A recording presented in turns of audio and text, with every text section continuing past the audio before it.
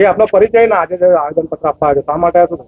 હું દિગ્વિજયસિંહ મૈડા, એક રાષ્ટ્ર સંગઠન તરફથી સામાજિક કાર્યકર જે બાંગ્લાદેશમાં ચાલી રહેલી અરાજકતા સામે આપણે કેન્દ્ર સરકાર હિન્દુ સમાજ માટે ઇન્ટરનેશનલ કોર્ટ ઓફ જસ્ટિસમાં મુદ્દો ઉઠાવીને તેમને ન્યાય અપાવે તથા તરત યુનિફોર્મ સિવિલ કોડ લાગુ કરીને જેટલા બને તેટલા હિન્દુઓને ભારતમાં શરણ આપે તેવી અરજી છે. સમગ્ર રાષ્ટ્ર ઓર હિન્દુ સમાજ તરફથી અપીલ છે. આજે શું કરવામાં આવ્યું? આજે અમે નડિયાદ જિલ્લા કલેક્ટરશ્રીને આવેદનપત્ર આપ્યું અને જેમ બને એમ તાત્કાલિક ધોરણે કેન્દ્ર સરકાર સુધી અમારી માંગ પહોંચાડવા માટે આવેદનપત્ર આપ્યું. પરિચય ના આજે આવેદનપત્ર આપવામાં આવ્યું શા માટે આપવામાં આવ્યું શું? મારું નામ ઘનશ્યામભાઈ જોશી છે. હું હિન્દુ રાષ્ટ્ર સંગઠન તરફથી સામાજિક કાર્યકર છું.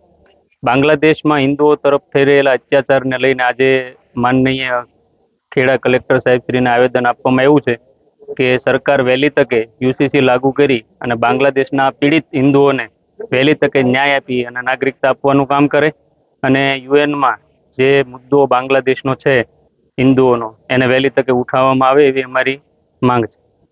આજે શું કરવામાં આવ્યું કાર્યક્રમ?